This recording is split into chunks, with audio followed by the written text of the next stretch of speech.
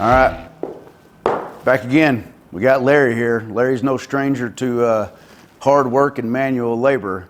It's funny, he came into commerce 3 or 4 years ago, and the first people he met was Larry and Colette, and they came over, knocked on his door, said hello, welcomed him to the area, and next thing you know, he's out here at 1024 working with his hands again.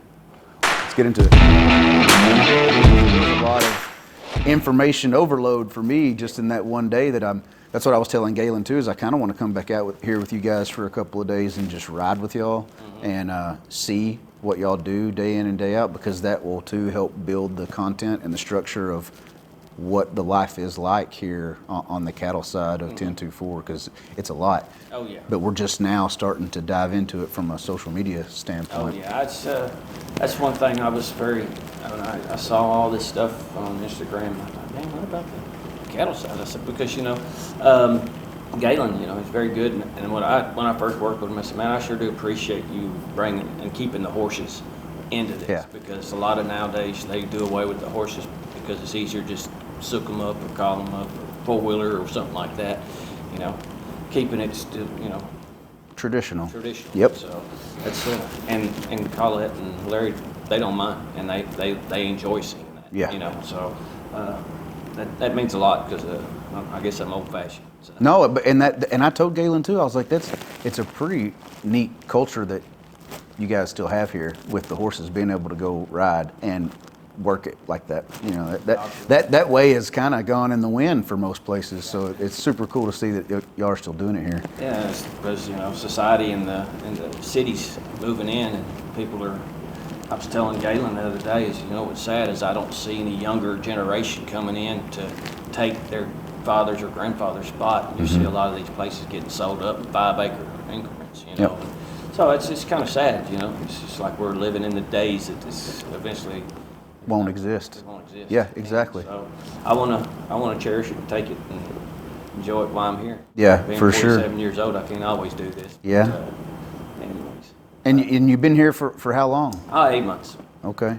And how did you know about 1024, or did you came into this area and? Yeah, I moved here in 2018, and like I said, Colette or Larry pulled up and introduced himself, and Colette came up and introduced herself, and they invited me over to have breakfast one morning, and and I thought, yeah, it's they're good people. And Yeah. I was really amazed, and I met Galen there, and it was just nice. They were, and their hospitality, like you said in the last video, that you made on YouTube, that was really true. It stuck out, and it's a true statement with them. They live and breathe that hospitality is number one. Yep. The relationships, everything, Yes, all that. And they've been outside of this place. They've been good to me even before I came to work here. They would come by and ask if I needed anything. Working in the oil field, my mother lives with me after my father passed away. But anyways, they would check on things like that. And so they're very nice people, very humble people, and you don't meet a lot of people like that. And you would think with it's just a really It's like a family here. Exactly. And, For sure. Oh yeah, and do we have our ups and downs? Yeah. We do. But at the end of the day, one of us is down, the other one will pick us up. Oh yeah, yeah. That's another thing that I see here is that we're all, like you said, family. I just went to a Christmas deal with them, and it's everybody shows up. Yeah. Yeah. So the whole town of Fairley and Commerce. Yeah. They come and so. And I thought they've made a pretty big stamp here in this area as far as like people see that about 1024, and it makes people want to be part of 1024. Yeah, and that's what drew me in. Oh yeah? Yeah, well, like I said, when I first met them, I was like, I've always wanted to work here, and since 2018, and I didn't think that it was time, and I don't think good Lord, opened that door up until 8 months ago, and He did, and so I just That's awesome. love it. I didn't look back, and I thought this is where I'm going to be. So what's your daily routine look like out here? What are you getting into now? We just got done fixing some fence. We had some wheat yearlings that got out into these cattle behind them, and so we just fixed that, and feed, check the feed, hay, whatnot like that, make sure that everything's properly fed and maintained, and see, even when we're putting out hay, I think to me, I look at it as that's your chance you can ride through eyeball these cattle. Yep. And see if you see any sick or limping or something like that. Yeah. So, not only, we can do two jobs at once. Yeah. Well, I think you're always working. Like whenever you're cruising around here, you're looking for things that could be fixed or manicured or tended to for the cattle. That there's always something that needs some attention. Yeah. It's just you got to figure out where it belongs in the priority list. And that's one thing I asked Galen, and he said, "You won't mind me fixing fences?" Nope. I said, as long as it don't take all day. Yeah. That's his. I mean, if you think about it, there's a lot of fence. Yeah. So, I mean, a man could spend months Oh yeah. and months fixing fence. And then, so, things like that. I just, it's taught me how to read cattle a little better.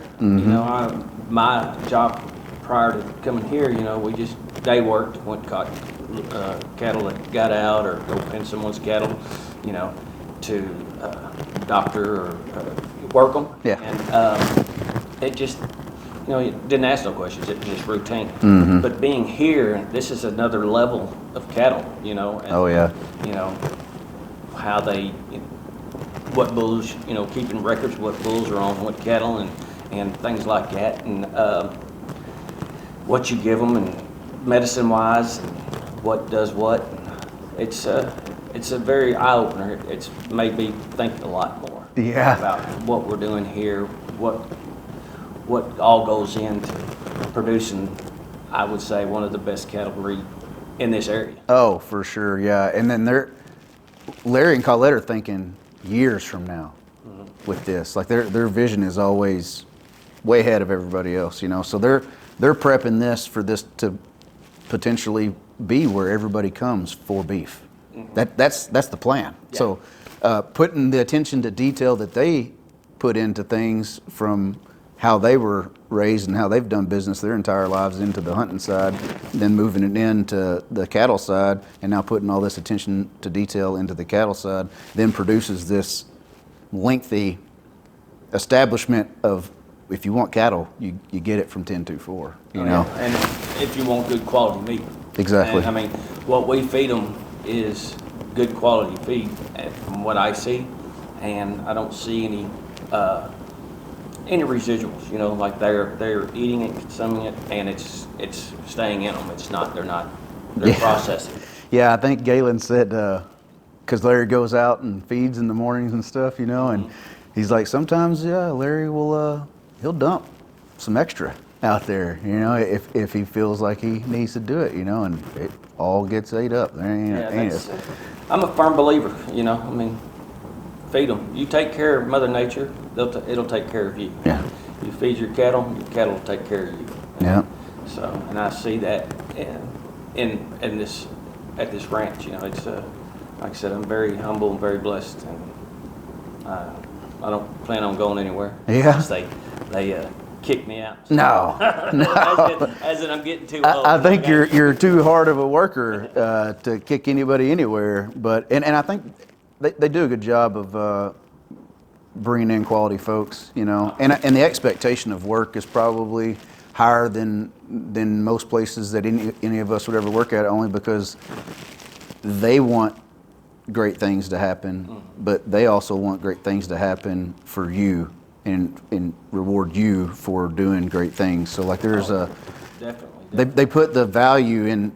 They put appreciation into you for you to want to put value into the ranch, because ultimately it helps all of us. Oh yeah, I'm a firm believer in that. That's one thing that we have got a great set of guys, and they're good in different aspects, and Galen's got a good eye for it, because there's some guys that are good at this, and then we'll just send Larry over so you can show him what you're looking at, and so he can understand what to look for and things like that. So yeah, it's he knows how to. It's a lot for him. I've got to say, I don't understand how he does it, but yeah, he manages it very well, and I think it's good that he wants everyone to have that trainability trait of like, if you know something, I want you to share that with somebody else. But there's no sense in you being the gatekeeper to this secret chat. I mean, this secret cheat code for things that are. So if everybody knows all the same little better ways of doing it, it makes all of us more efficient. You know. Exactly, 100%. You know, it's like when I first came to work here. You know, people didn't really know me, and you know, they were kind of hesitant to, you know, put me in a tractor and start belling hay. You know, and Tanner, he gave me a rundown, and he's like, this is what this is this, and if anything comes up on that screen, just stop, shut it off, holler at me, and I'll talk you through it. Yeah. Holler at Galen, you know. So it's, they're not afraid of, they don't want you to be afraid to say something, because the fact that, you know, you tell them, if you don't know, tell them. Yeah, So then they can teach you. Yes. So. Yeah, there's no sense in running something into the dirt and then saying sorry when you could have just said, hey, can someone run this through with me real quick so we can get this squared away? Exactly. Yeah. So, yeah, it's been an adventure, and I can't wait to see what this, you know, 2025. You know. I mean, it's only going to get better, and there's only going to get more work, I'm sure, because the way things are going, and if the current pattern stays with cattle and the beef sales, we're going to be looking at more work. That's fine. I think with this now day and age, you know, internet, TikTok, Facebook, and all these things. That's how people hear. Because every time that y'all share something on Facebook or on Instagram, I'm the first one, grab it, share it. You know, just to let other people outside see what goes on here, and because they ask, where'd you work? 1024. What's that? It's a ranch, you know. We got high fence. They always curious and want to come here. And that's another thing, you know. They welcome outsiders, you know. Yep. I bring my fiance with me to work when she comes in from New Braunfels. They just, whatever. Come on. Yep. So. Yeah, the social media stuff is, well, we don't live in the times anymore of newspapers and television and ads. People get their news and information from social media, which we never thought that was going to be a thing 10 years ago, 15 years ago, you know, but now it's just the way the culture is, so we have to adjust marketing and sales to cater to the audience. So it's fun. I enjoy it.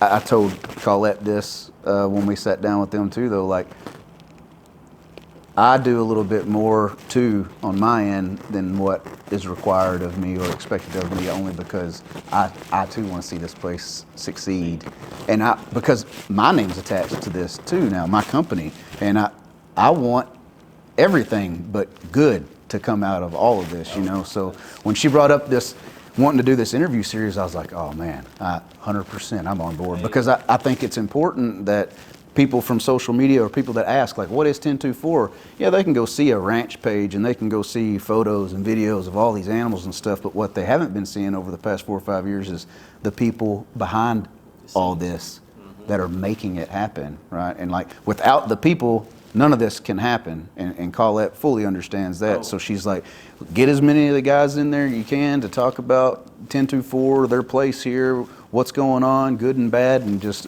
have it out, like just have conversation. And I'm like, that's too easy, you know, like that's what I want to do, because if someone comes to the page and they see this conversation, you may have said something that might influence them to want to come be part of 1024. Maybe now they know that we have beef sales or that we sell cattle here when they only knew that we were a hunting operation. So there's benefit to all of this. Oh yeah, 110%, and I agree with it. And like I said, that hospitality and that goes a long ways, and it shows and reflects in their employees. Oh yeah. And so like I said, I was only going to help during the busy season, and I thought, okay, this is only be part time, and now it's I'm here full time, all time. That's fine. I call. Hey, you know, I need to do anything, you know. Gaines kind of probably gets tired of it, but I think, hey, I can go do this. I don't mind. Yeah. Just because you want to see this place if I treat it like it's mine. That's about that. Yes, that's probably the best way That to is, put you it. know, and probably even better than mine. But I think if I look at it that way, then it'll be successful. Oh, yeah. If I look at it like this is mine. Yep. And if I did this, I can say, I can just sit back and like, yep, Something to be proud of. yes, sir. Absolutely. I agree. You know, that patch, 1024, it's a symbol of, you know, to me, I wear it proudly. Yeah, Right. we all do for sure. It's something It to means be proud of, and it means a lot. And you guys, I told Galen this too. You guys on the cattle side of 1024 have created a culture in itself. Like even with the cowboy lunches, people see what goes on out here from an outsider's point of view, and they're like, man, what those guys got is pretty awesome. Oh, yeah. You know. Oh, yeah. You know, like, is there sacrifices, you know, hay season? Yeah. From what I Long hear, hours. I've not hit it yet. But, you know, you can't be afraid of it. It's just like, you know, it feels like it's 22 degrees outside. And Galen told me earlier, he said, yeah, kind of be nice if we had something to do in the shop. I said, yeah, you know, it's not what we signed on to, you know, living this life, this lifestyle. It's not for the faint of heart. It's just like being in the oil field. There's not many people that can do that. And Yeah. It's something that, you know, when I decided to go to the oil field, I'm like, you know what? And I did this when I was, I think I was 35. That's probably the oldest guy.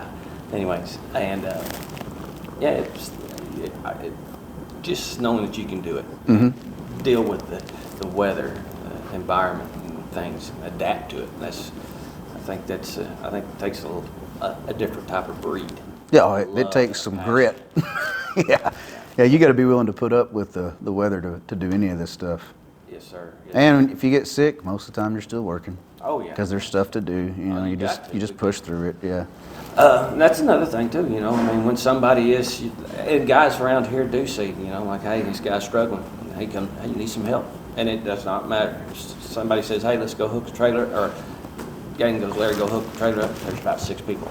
Yeah. And there's 6 people hooking up the trailer, which, you know, that just says, hey, if we're gonna make this successful together, we're gonna fall together. We're gonna do this as a team. Yep. And so That's there's a lot awesome. of that. You know, down do we bicker?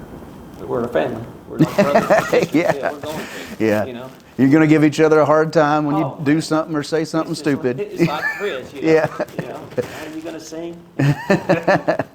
So that's an inside joke deal, but it's a good place. I've been very blessed. Yeah. So Well, I don't want to keep you much longer. I know you are busy, Larry, but thanks for Thank coming you. in, man. Appreciate it. Yeah, Appreciate man. it. Thanks for sharing that story. Yes, sir. All right.